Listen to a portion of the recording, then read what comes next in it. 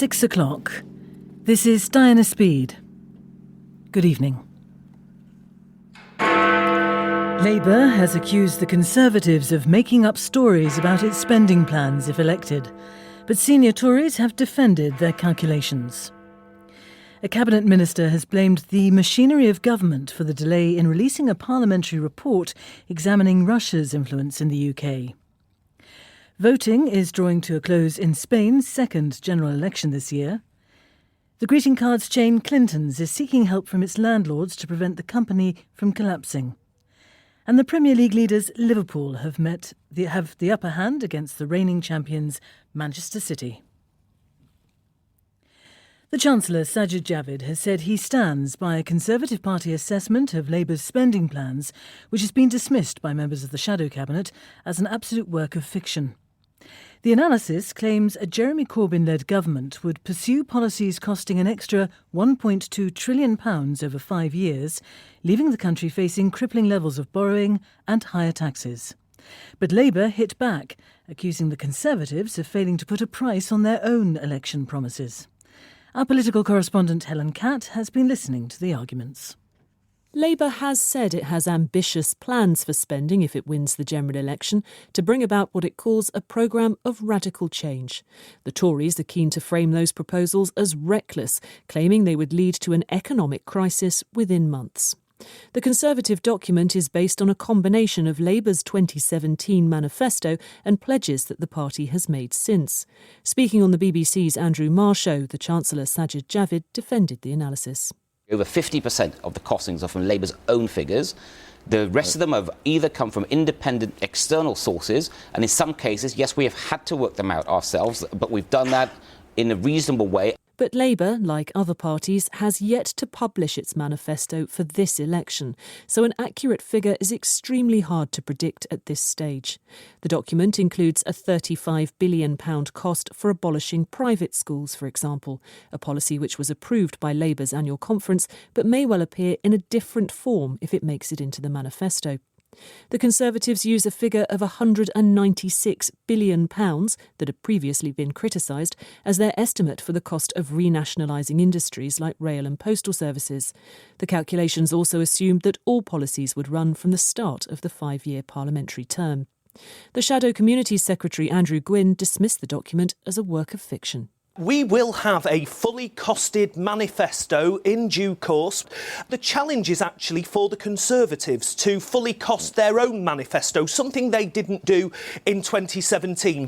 The Liberal Democrats have called on both Labour and the Tories to submit their manifestos to independent scrutiny. They suggest the Office for Budget Responsibility could perform an assessment and say the Lib Dems would be more than prepared to do the same. For a close look now at the Conservatives' claims and the assumptions underlying them, here's our economics editor, Faisal Islam.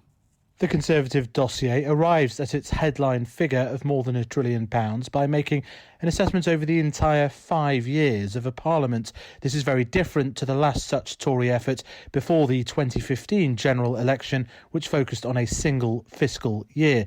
It makes no sense to compare this number with the annual size of the economy of individual nations, as the Conservative release does, claiming the spending would be bigger than the combined economies of Denmark, Ireland and Austria.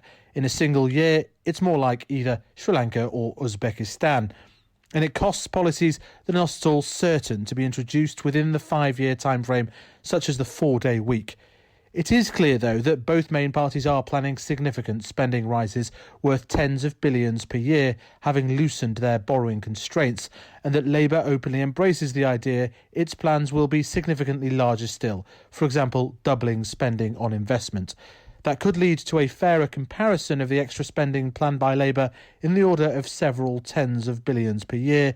The precise extent will only become clear after the manifestos are published and costed in the next fortnight. At the heart of the spending row is an attempt by both Labour and the Conservatives to persuade voters that they, rather than their opponents, can be trusted with the nation's purse strings. With his thoughts, here's our Deputy Political Editor, John Pienaar.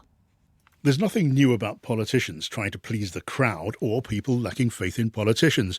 Back in 1834, when Westminster caught fire, a large crowd turned out to cheer on the fire. What's new now is the scale of the promises, the polling evidence that public trust in politicians is as low as it's been in modern times, and the clear sign that voters' loyalty to political parties is looser than we've seen before. That's arguably driving parties to make increasingly extravagant promises.